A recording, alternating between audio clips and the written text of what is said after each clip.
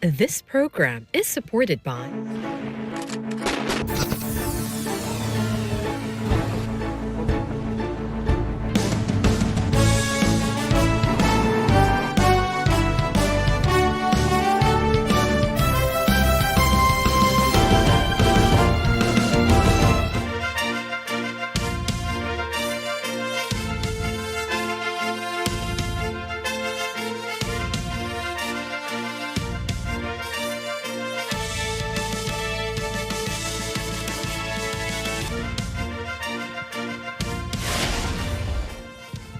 A massive fire broke out at a landfill site in North Delhi, India.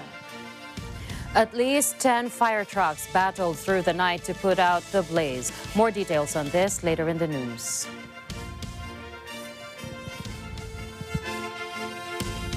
Good evening. I am CJ Hirro. And I'm Nina Ricci, Alagao, Flores. This is Mata ng Agila International. And now for the headlines. In Ukraine, UN chief urges Russian cooperation with ICC's probe into potential war crimes. 11 dead after being electrocuted as truck hits power line in India. Octa Research warns new COVID cases may hit 5,000 to 10,000 daily. 5 dead, including suspect, after hotel shooting and carjacking in Mississippi. And family of victim in Rust movie set shooting demands removal of graphic video released by the sheriff's office.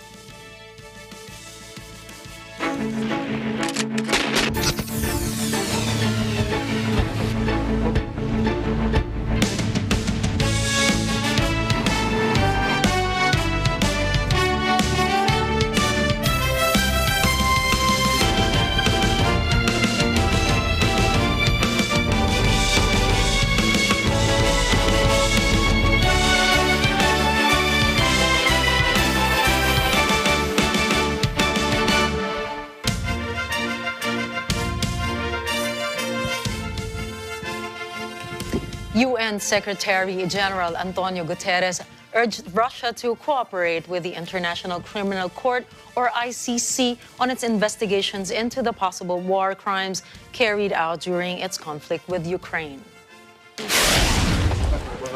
After his trip to Moscow, the UN chief visited the Ukrainian town of Bucha in an effort to broker a peace talk between the two clashing countries. Guterres said he fully supports the ICC, appealing to the Russian Federation to accept and cooperate with the investigations.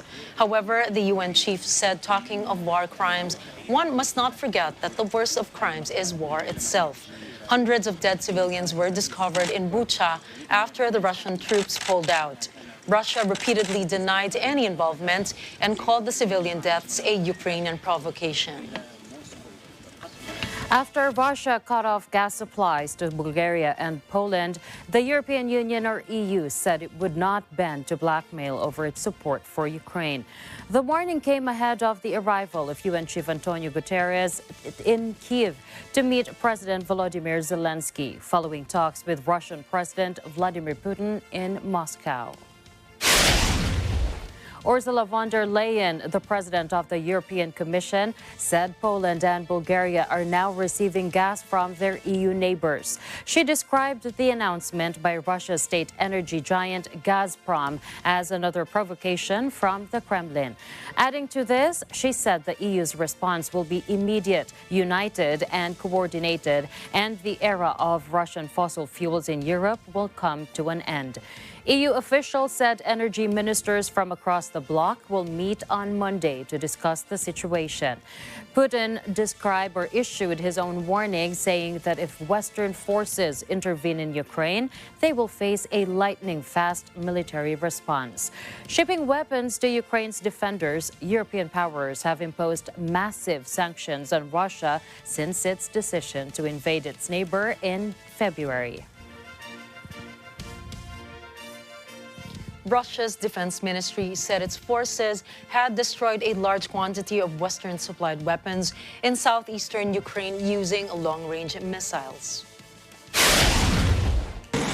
The ministry said in a briefing that its high-precision, long-range sea-based caliber missiles destroyed Ukrainian hangars filled with weapons and ammunition from the U.S. and European countries.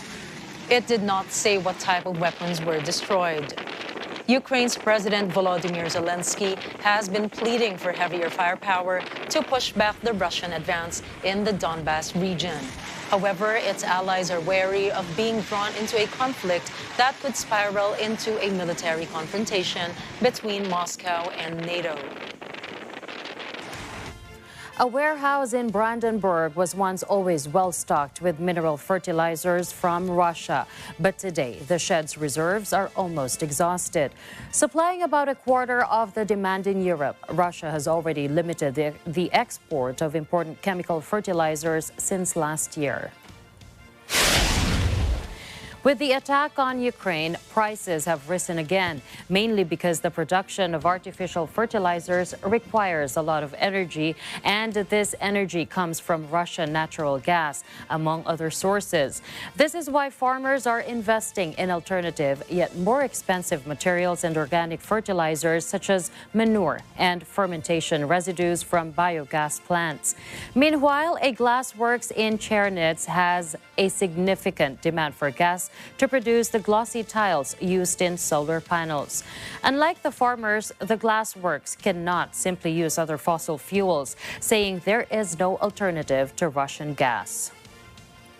Before the beginning of the war, it said that 55% of the gas supplies to Germany came via pipelines from Moscow. Recent fuel price hikes and the threat of a stop in deliveries from Russia has stoked fears among many German industries that depend on Russia to fuel their businesses. Russia and the United States swapped prisoners despite fierce tensions over Ukraine, with Moscow handing over a jailed American ex-Marine in exchange for a Russian pilot convicted of drug smuggling. Trevor Reed, a U.S. citizen and former Marine who was sentenced to 9 years in prison in July of 2020, was exchanged for Konstantin Yaroshenko, a Russian pilot who was sentenced to 20 years in a United States jail in 2011. In footage shared on Twitter, Yaroshenko emerged from a plane and reunited happily with his family. Simultaneously, Reed's parents were also excited and thankful that their son is now at home. Russian Foreign Ministry spokeswoman Maria Zakharova said the exchange was carried out after a lengthy negotiations process. Meanwhile, in a statement, U.S. President Joe Biden mentioned that negotiations to bring Trevor home required difficult decisions that he did not take lightly. Biden also thanked those who helped in the process of returning Reed to the U.S. Reed's release will not impact the U.S. approach to the war in Ukraine. At least 11 people, including 3 minors, died after a temple chariot touched a high-voltage wire in India. Police said at least 15 others have been hospitalized. The accident occurred in the southern state of Tamil Nadu. Police believe the top of the chariot caught fire when it touched the wire. Adding fuel to the fire, the crowd apparently used water to try to contain it, which led to the electrocution. The victims were part of the team pulling the chariot. 3 of them died on the spot. According to an Indian TV station, the power is usually turned off during the procession, but this time it was kept on. Prime Minister Narendra Modi tweeted that he was pained by the accident and announced a relief of approximately $2,600 to the families of the dead. The battle to contain the coronavirus disease sweeps across China. Hundreds of flights have been canceled, and the mega city of Guangzhou launched mass testing of 5.6 million people after recording one suspected COVID case. Meanwhile, the tech hub of Hangzhou near Shanghai also ordered 9.4 million downtown residents out of its 12.2 million population to get tested every 48 hours if they want to access public spaces and transportation. In a statement, the city government said the aim is that the virus has nowhere to hide or settle, raising fears of further restrictions across a city that's home to some of China's biggest companies. China reported 367 new infections today, a smaller daily tally compared with most major global economies. Nonetheless, this has rattled authorities in the country where the coronavirus was first detected but had until recently emerged relatively unscathed by the pandemic. Under its zero-COVID policy, China has used lockdowns, mass testing, and travel restrictions to stamp out infections. But the strategy is under strain with the highly transmissible Omicron variant punching through health controls. Rolling virus restrictions, including a lockdown of virtually all of Shanghai's 26 million residents, has damaged the economy, causing backlogs at the world's busiest container port. Meanwhile, here in the Philippines, the Octa Research Group warned that the daily COVID-19 cases in the country could possibly reach 5,000 to 10,000 cases due to the new Omicron variants. Octa Research in their advisory said South Africa posted an increase in COVID-19 cases because of BA4 and BA5 variants. New Delhi, India also saw the number increase due to BA12 or BA2.12, while cases in the U.S. were up because of BA2.12 or .12.1. Octa Research said the effect of the new variants may be mild to those vaccinated individuals, but not to the unvaccinated population or those with comorbidities. In their March 5 to 10 survey, Octa Research showed 13% of 1,200 respondents were still hesitant to get their booster shot against COVID-19. 26% of the respondents said they have already received their booster shot, and 51% said they are ready to get their third shot.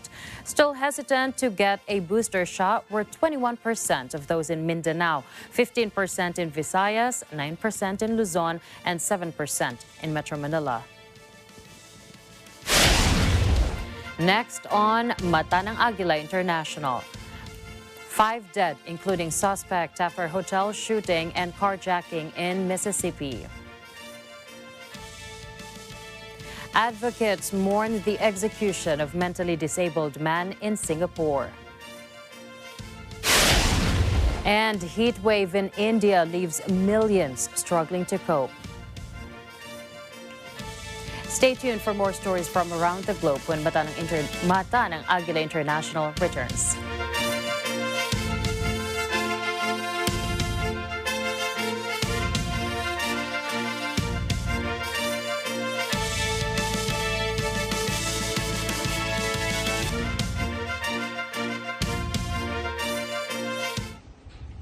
Hi, we're Magnus Saban, and we are inviting you on April 30 for the Summer Blast at Philippine Arena. See you there, guys.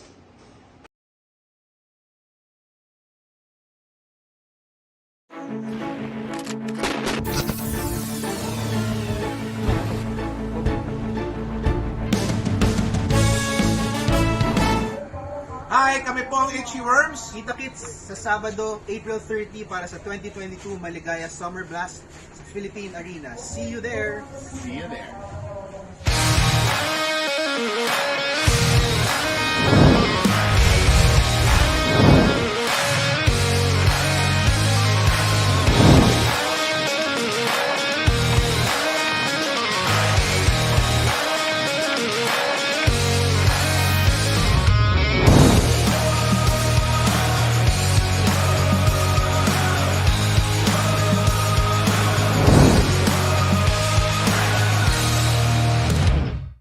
Yo, what is up? Matthias here. Kita-kits tayo sa Philippine Arena for Summer Blast 2022 this coming April 30. Sobrang solid ng lineup and I hope we'll see you there. Yes, sir.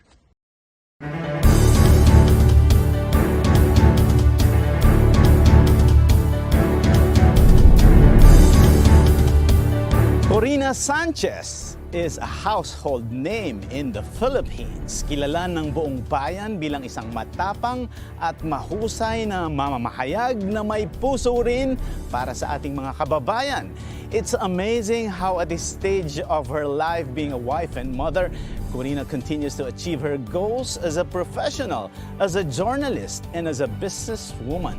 She wears many hats, or perhaps many slippers, and she takes on different endeavors in her long-standing career. Ating alamin kung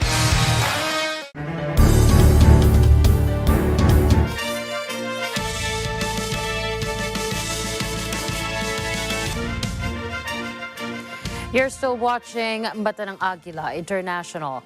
As the American government gets set to lift the last of its COVID-19 rules next month, the country is preparing for a flood of migrants.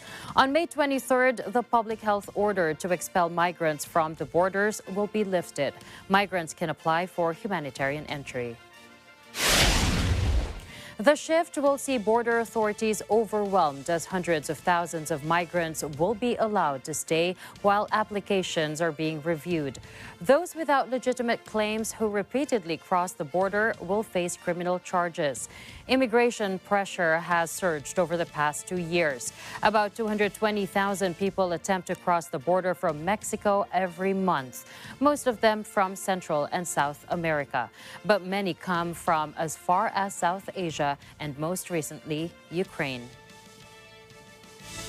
5 people were killed in the wake of a shooting rampage in the U.S. southeastern city of Biloxi, Mississippi. Police said a gunman shot the hotel's owner and 2 employees. Biloxi Police Captain Milton Hausman said the gunman then fled the scene in a car belonging to one of the dead workers and drove to the adjacent city of Gulfport.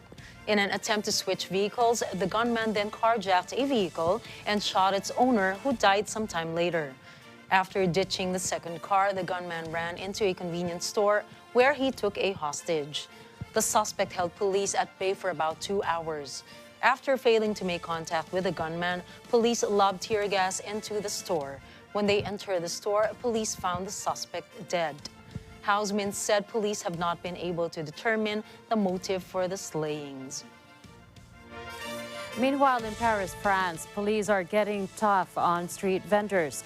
In a recent crackdown, authorities arrested more than 20 peddlers selling souvenirs at the base of the Eiffel Tower. Police are carrying out large-scale operations to control a growing number of offenders and scammers. Their numbers have increased as countries worldwide started dropping COVID-19 related restrictions and allowing non-essential travel. According to police, the street vendors unfairly compete with local shop owners who have to pay rent. Authorities added that the number of people illegally hawking goods has grown to pre-pandemic levels. Penalties for the illegal vendors range from a fine of more than 3,700 euros, that's more than 200,000 pesos, and a 6-month jail term. Mourners left flowers at a memorial for a mentally disabled Malaysian man who was executed for trafficking a small amount of heroin to Singapore back in 2009. The man was hanged early Wednesday. Activists had fought to have Nagentran Darmalingam return to his family in Malaysia but ran out of time. Kokila Anamale of the Transformative Justice Collective, or TJC, found it hard to express how she felt toward the city-state.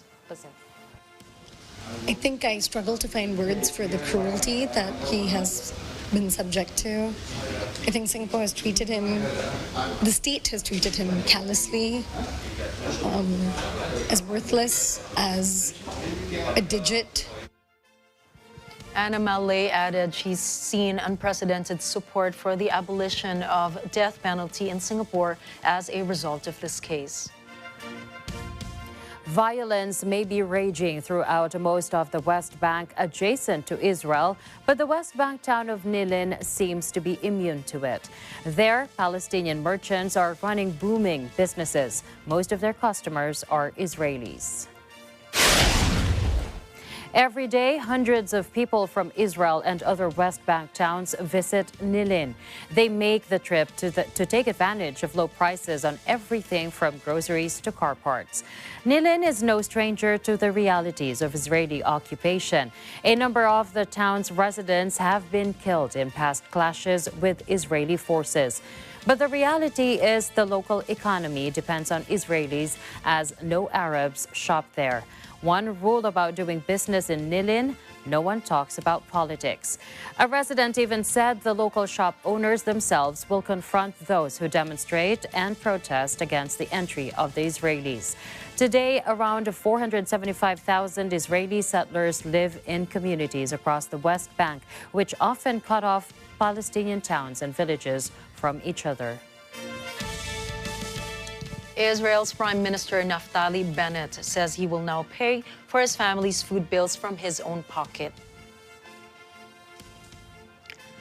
Bennett faced criticism after a TV report alleged extravagant expenditure at his private home, which currently functions informally as his official residence. He always believed that listening to criticism is not dishonorable, Bennett wrote in a press release. He added that though his conduct was in line with the regulations, he is aware of the public feeling, and he notified his office that from now on, all of his family's food expenses will be paid for with his private account. He later disclosed that $26,400 of taxpayers' money was spent each month, including $7,400 on food alone. Bennett's office also said his predecessor, Benjamin Netanyahu, had spent 3 times more in total, or $84,300 per month, at the Prime Minister's official residence in Jerusalem and his private home.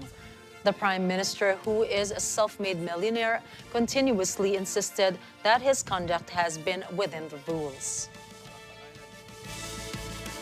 Millions of Indians are experiencing a fierce heat wave that is throwing lives and livelihoods out of gear, and there is no help in sight.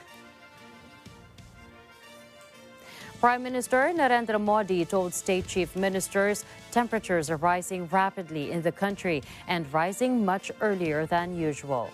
Though heat waves are common in India, especially in May and June, summer began early this year with high temperatures from March itself. The average maximum temperatures in the month were the highest in 122 years. Thus, heat waves began setting in during the month. The Center for Science and Environment says that early heat waves this year have affected around 15 states, including Delhi, which is expected to cross 44 Celsius. Scientists attribute the current heat wave to local atmospheric factors, global warming, increasing population, and the resultant strain on resources. Up next, measles cases surge nearly 80% globally. Other infectious diseases feared to follow. Massive landfill fire engulfs New Delhi amid heat wave in India. And South Korea to begin building a floating city for 12,000 people. We've got more news coming your way when Mata ng Agila International returns.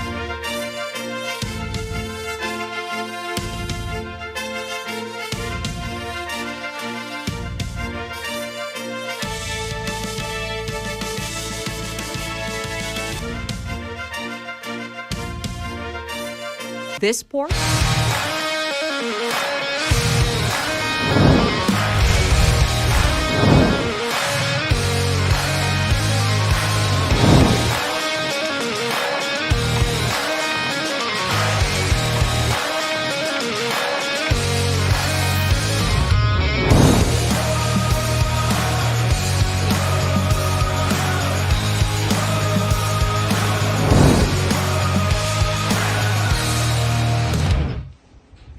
Hi, we're Magnus Saben, and we are inviting you on April 30 for the Summer Blast Concert 2022 at Philippine Arena. See you there, guys! Hi, kami po ang Itchy Worms. Kita-kits sa Sabado, April 30 para sa 2022 Maligaya Summer Blast sa Philippine Arena. See you there! See you there! Yo, what is up, Matthias here? Kita-kits tayo sa Philippine Arena for Summer Blast 2022 this coming April 30. Sobrang solid ng lineup and I hope we'll see you there. Yes, sir.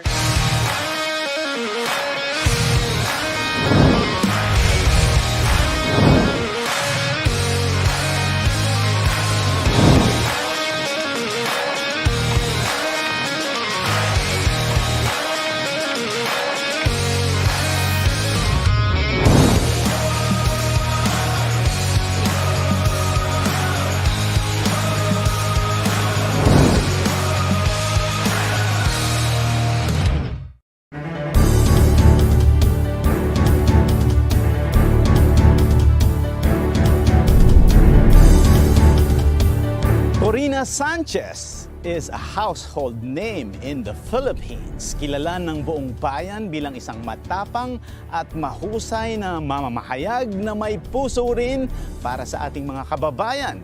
It's amazing how at this stage of her life being a wife and mother, Corina continues to achieve her goals as a professional, as a journalist, and as a businesswoman.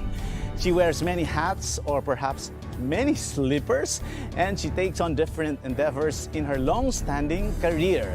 Ating alamin kung ano ang mga pinagkakaabalahan ngayon ni Corina, isa sa 2022 People of the Year ng People Asia, at kung ano ang maibabahagi niyang tips sa mga working mothers na katulad niya. A platform will remain as long as it is relevant. So how do you stay relevant? Well, you have to be the first. Unahan yan. Suddenly, pow, there's no ABS-CBN. What do? You come out guesting in Net25. You have to co-brand with somebody like Caesar.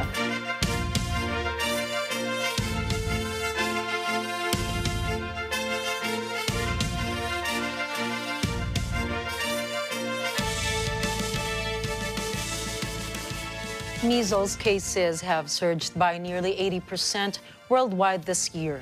And according to the UN, this indicates that outbreaks of other diseases are likely on the way.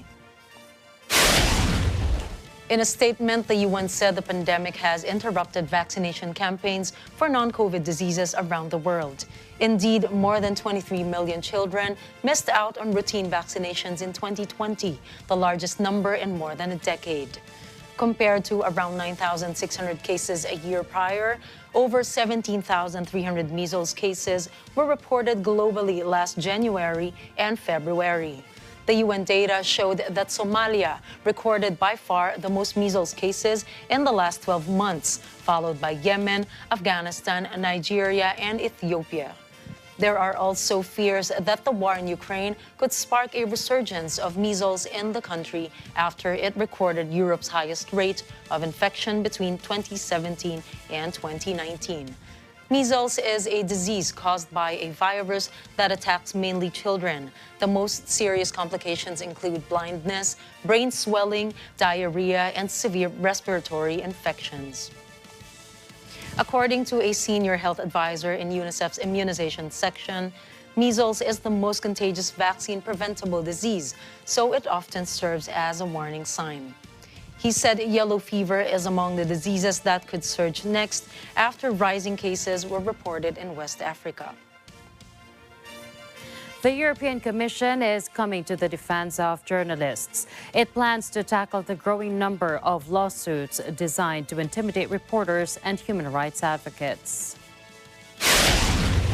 So-called strategic lawsuits against public participation, or SLAPs, are often launched by wealthy individuals and corporations to silence public criticism.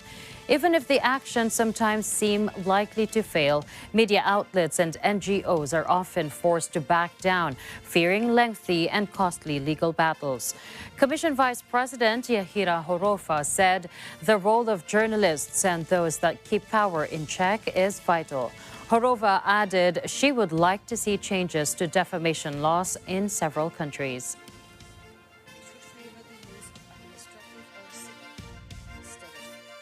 In some, but not all member states, defamation is still a criminal offense that carries a prison sentence.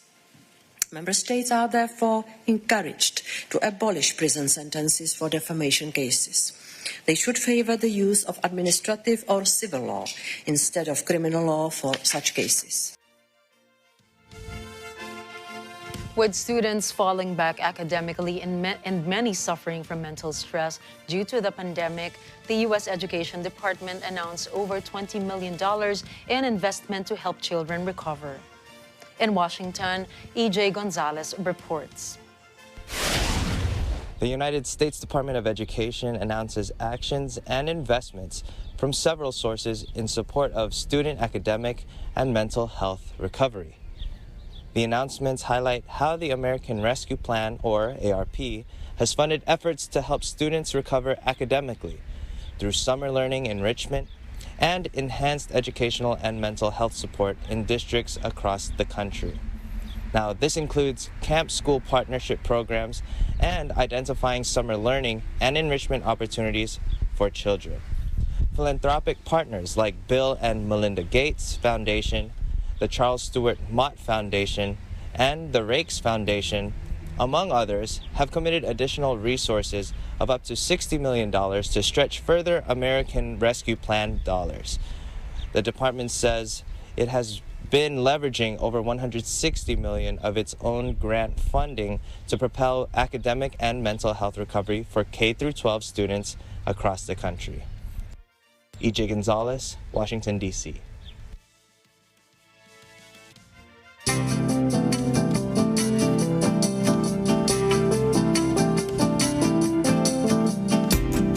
A huge garbage fire has engulfed the capital of India in thick smoke. It's the fourth such fire this month at New Delhi's landfill. Thick, putrid smoke from the inferno has added to the discomfort of an ongoing heat wave. The latest blaze has been burning for 2 days, and so far, no casualties have been reported. Authorities are still trying to figure out the cause, but it's believed warmer temperatures have sped up the decomposition of organic waste in the dump, sparking the fire. Temperatures are expected to reach 46 degrees Thursday. Authorities issued an alert and asked vulnerable people to remain indoors. Since 2010, heat waves claimed over 6,500 people in India. Scientists believed that heat waves become harsher and more frequent due to climate change. In a hillside slum with breathtaking views of Rio de Janeiro's famed Copacabana Beach is a rooftop covered in photovoltaic panels, glitters in the tropical sun. The solar panels on the roof of this community is Brazil's first favela solar energy project. The 60 panels feed electricity directly to the grid. In return, the utility company gives 34 families participating in the cooperative a much-needed discount on their bills. Faz com que a conta caia, assim, a energia que é injetada na nossa luz faz com que a conta caia, assim, mais da metade do que nós pagávamos. E a gente está fazendo de tudo para que os outros moradores também entrem nessa cooperativa e possam ver que é bom para eles também. The project was launched last June by community leaders and a nonprofit organization called Revolus Solar.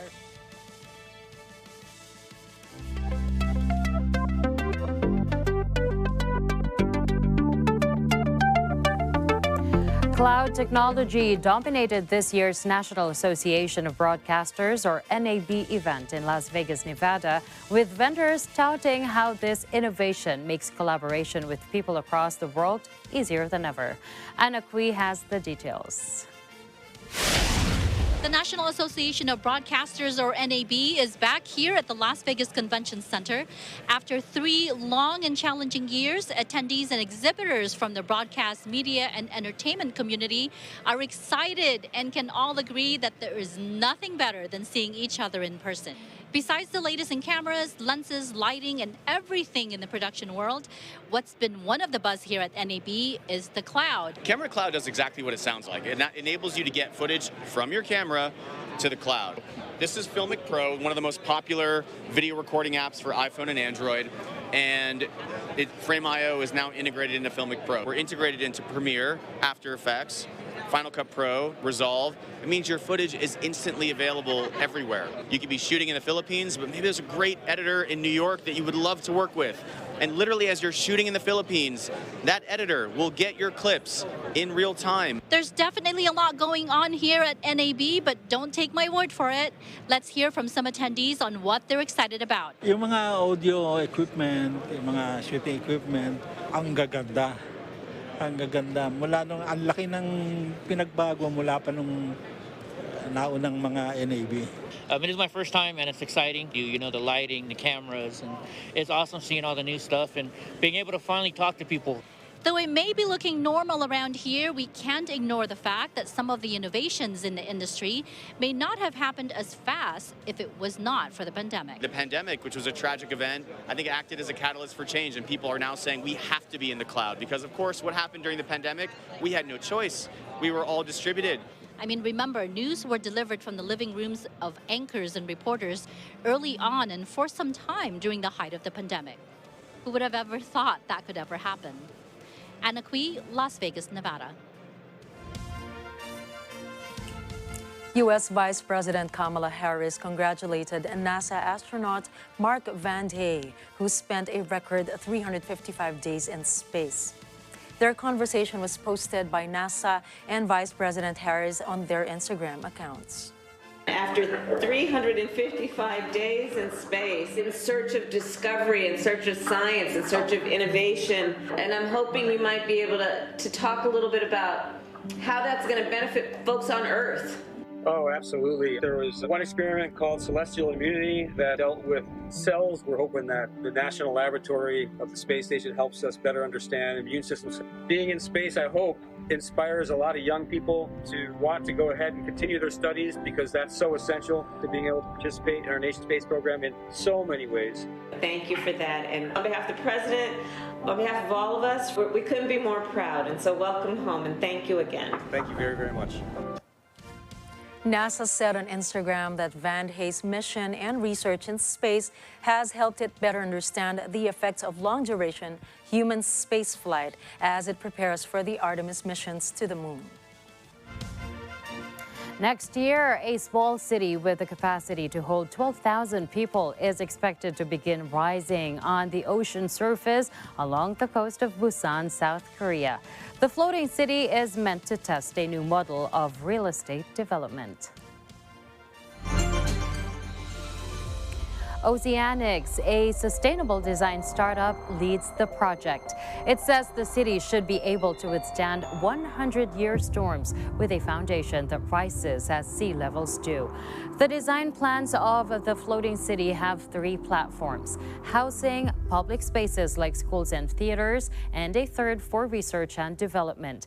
Each platform is connected to others via bridges and would be anchored to the ocean floor with removable pile moorings. The platforms would be coated with bio-rock, and the buildings at no more than 5 stories would be made of timber and bamboo. Residents and visitors can only travel on a bicycle or by foot. The project is also supported by the United Nations Human Settlements Program, which advises the project's stakeholders and plans to eventually collect data on how it operates.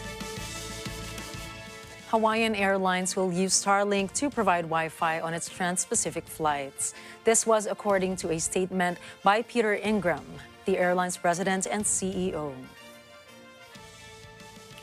The company also tweeted that Starlink's services will be free for their guests and every passenger that can stay connected to the internet. A SpaceX representative announced that Starlink is a good choice for rural or remote customers who are looking for a faster and better internet service. Hawaiian is the first major airline to sign up with Starlink, yet the value of the deal was not disclosed on the press release.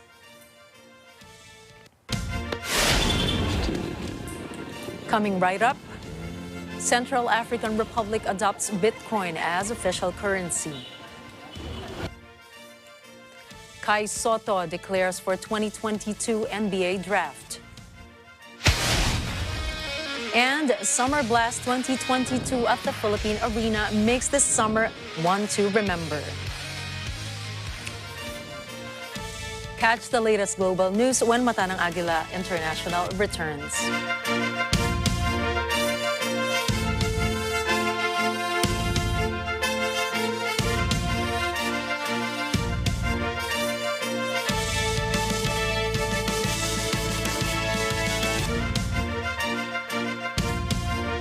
Nagtitinig mo ba ako? Narinig kita, sir. Narinig mo, sir. Malusog!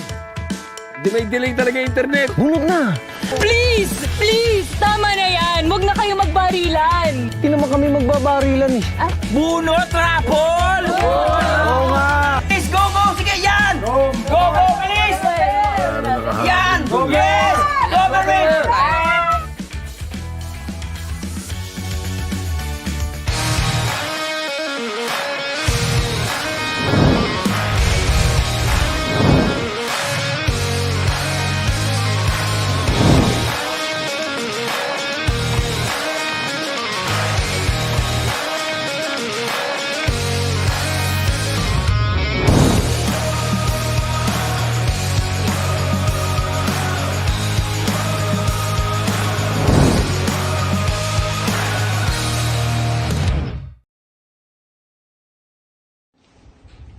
Hi, we're Magnus Saben, and we are inviting you on April 30 for the Summer Blast Concert 2022 at Philippine Arena. See you there, guys!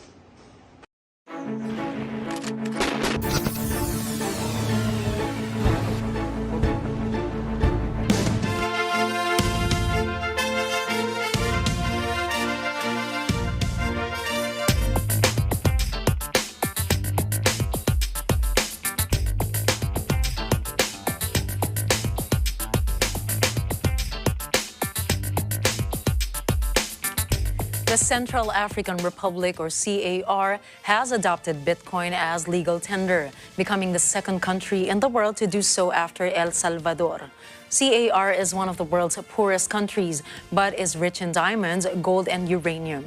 The nation has been racked by conflict for decades and is a close Russian ally, with mercenaries from the Wagner Group helping fight rebel forces. President Faustin Archange Touadera signed the measure into law that made Bitcoin legal tender alongside the CFA franc. The move puts CAR on the map of the world's boldest and most visionary countries, Chief of Staff Obed Namsho said. The text of the new legislation covers use of cryptocurrencies and those who use them in online trade, smart contracts by blockchain technology, and all electronic transactions. Cryptocurrency exchanges are not liable to tax, it added. Though some welcome the new legislation, many Central Africans do not yet know what cryptocurrencies are.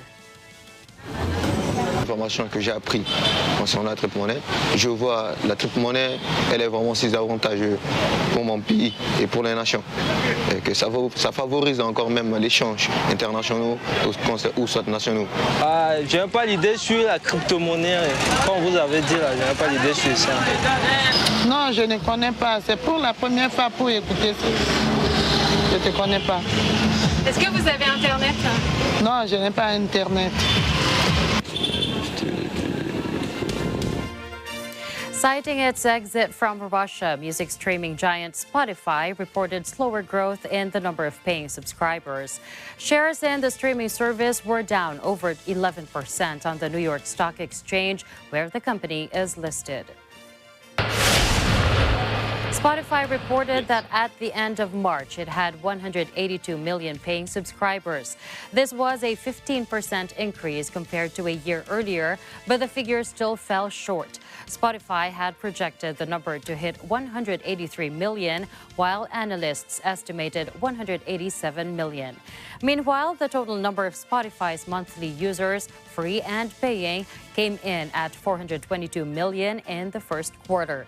Spotify said a service outage in March forced users who no longer had access to their accounts to create new ones. Without this artificial increase, monthly active users would have totaled only 419 million. Like many Western companies, Spotify suspended operations in Russia due to its conflict with Ukraine, a withdrawal that was finalized on April 11. By the end of the next quarter, the company anticipates a loss of another 600,000 subscribers in Russia. Former U.S. President Donald Trump's deal or New Deal for Air Force One was a bad one for Boeing, the Boeing's chief executive said. Dave Calhoun spoke to the investors that the firm is expected to lose $1.1 billion on the two planes for the White House. It was said that Trump forced the company to renegotiate its contract, calling the initial deal too expensive. Hence, the new agreement made Boeing, not the taxpayers, responsible for changes to costs. Calhoun said Boeing took some risks, not knowing that COVID would arrive and not knowing that inflation would take hold like it has, and both of those factors have impacted the company fairly severely. However, Calhoun remains optimistic that they are still going to deliver great airplanes. Boeing planes are designed to be an airborne White House, modified with military avionics, a self-defense system, advanced communications, and are able to fly in worst-case security scenarios such as nuclear war.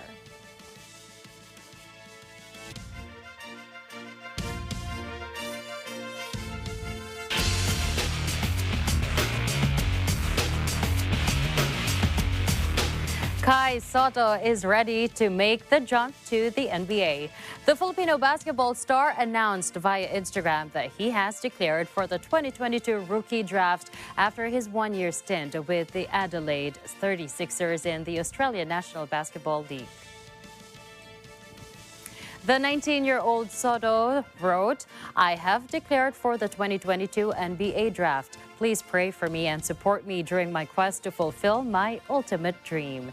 He also sent his gratitude to his family, his friends, and fans. During his one season with the Australian squad, the 7'3" center averaged 7.52 points on 50% shooting and 4.48 rebounds in just over 15 minutes per game. Soto also thanked the 36ers management and the Australian community for taking him under their wing. He said he's a better man and a better professional player than a year ago because they took him under their wing and challenged and mentored him to live up to expectations.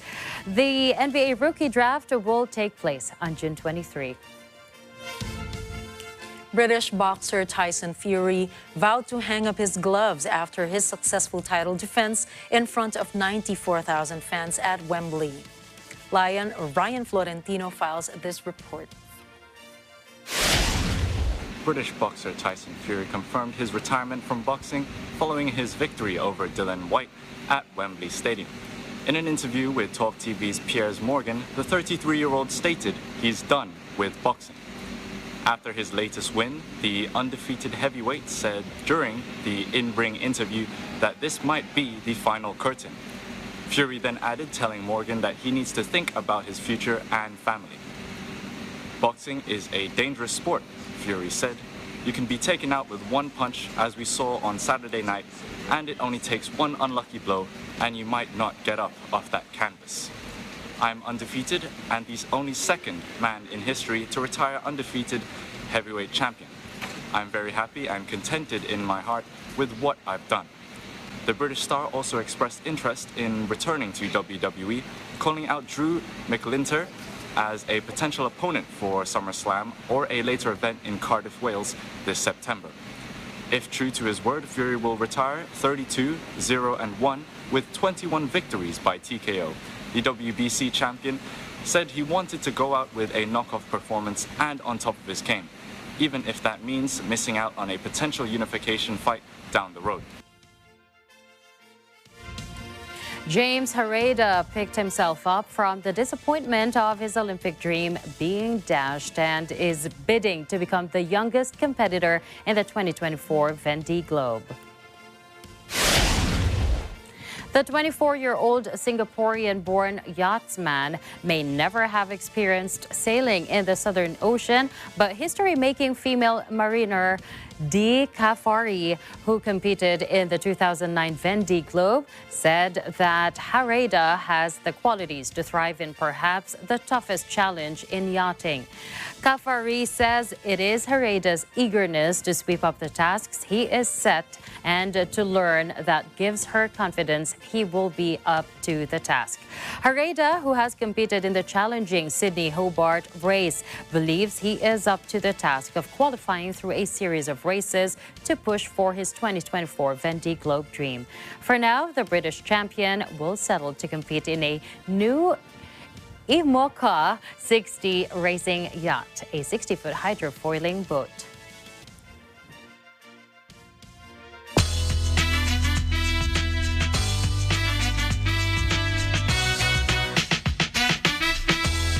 Rust cinematographer Halyna Hutchins' husband is outraged over the release of body cam footage showing his wife dying on the set after being accidentally shot by Alec Baldwin. Brian Panish, Matthew Hutchins' lawyer, sent Santa Fe Sheriff Aidan Mendoza an email claiming the police department violated their constitutional rights to privacy and a New Mexico law that states the family could review the footage to request redactions. The footage showed the cinematographer being attended to by emergency services before being airlifted to the hospital. Authorities said they released the footage and records due to the high volume of record requests they received. But Matthew also slammed the footage release for they fear it could be used against his son and further traumatize him. Disney unveiled the first trailer from James Cameron's Avatar: The Way of Water, the long-delayed sequel to the highest-earning movie of all time. Director James Cameron said his latest flick aims to push the limits of what cinema can do. CinemaCon attendees in Las Vegas were invited to don 3D glasses and return to Pandora with brief footage showing Na'vi characters swimming beneath the planet's oceans and soaring through its skies. Cameron promised giant technological leaps forward from the original, whose main characters, Jake Sully, played by Sam Worthington, and Neytiri, played by Zoe Saldana, now have a family. Avatar: The Way of Water will be released in December. It is the first of 4 planned sequels to the $2.8 billion grossing original from 2009. The Aloha State hosted what was so far the largest organized gathering since many of its COVID-19 restrictions were lifted, the Kauai Con. Organizers estimated more than 17,000 have attended the 3-day event, breaking the previous record of 13,000 back in 2019. Mio Asenas reports from Hawaii, USA. Aloha and welcome to KawaiiCon 2022. You ready? Let's go!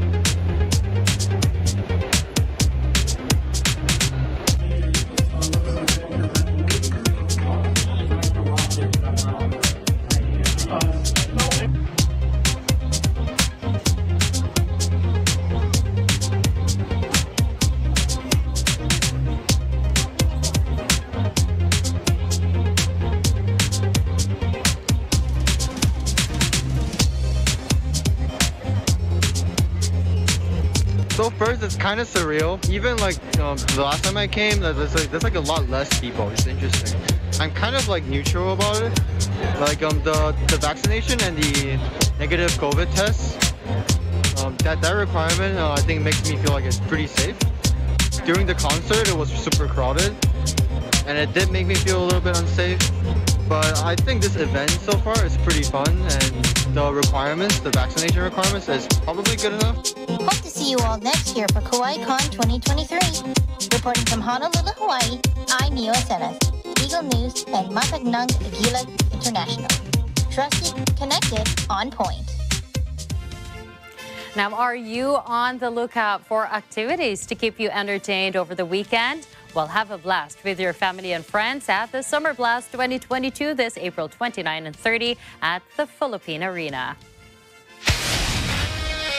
Enjoy the various rides and amenities offered to everybody. Check out the House of Mirrors, inflatables, water fun, amusement park, ride shows, food park, and trade shows. You can also make your weekend getaway extra memorable by taking some pictures at the garden and the Butterfly Garden, both of which are highly Instagrammable locations. And lastly, don't let your Saturday look like Monday. Fill it with letters and music. The OPM concert lineup includes December Avenue, Magnus Haven, Itchy Worms, Jumanji, Block 9, Aya de Leon, Matayos, and the P-pop groups of First One, Bini, and Dion. The event will be hosted by Bea Binene, Empoy Marquez, and Maureen Shrivers. Your favorite Net 25 talents and artists will also be there for a meet and greet with fans. Hi, we're Magnus Saban, and we are inviting you on April 30 for the Summer Blast Concert 2022 at Philippine Arena. See you there, guys! Hi, kami po ang Itchy Worms. Kita-kits sa Sabado, April 30 para sa 2022 Maligaya Summer Blast sa Philippine Arena. See you there! See you there! Yo, what is up? Matthias here. Kita-kits tayo sa Philippine Arena for Summer Blast 2022 this coming April 30. Sobrang solid ng lineup and I hope we'll see you there. Yes, sir!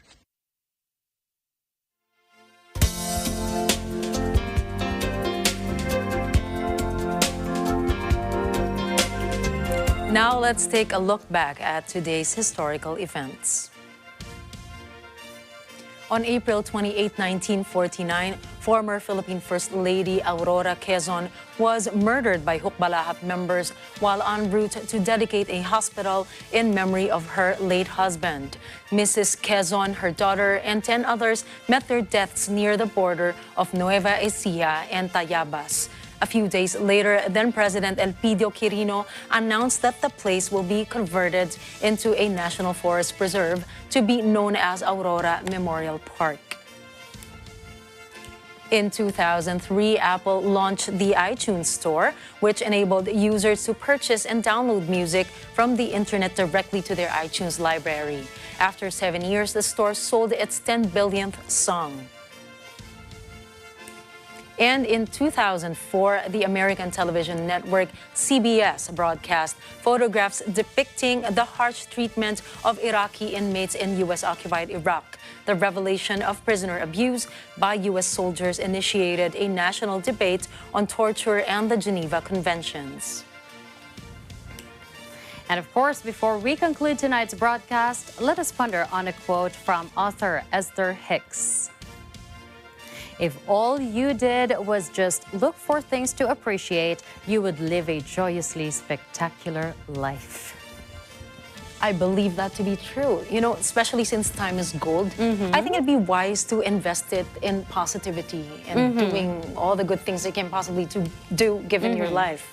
Yeah, well, you know, especially this past few months, one thing that was made very obvious to me or very apparent is that no matter, or given all the heartaches, given all the contention, the misery, there's a lot to be happy, to be hopeful, and to be thankful for in life. And if you can't find a reason to be happy, well, you got to go to the Summer Blast happening at the Philippine Arena on April 29 and 30 because we are going to be there too, I'm gonna right? see you there. And we are going to see be there. everyone there, hopefully. We'll see you there too, we hope.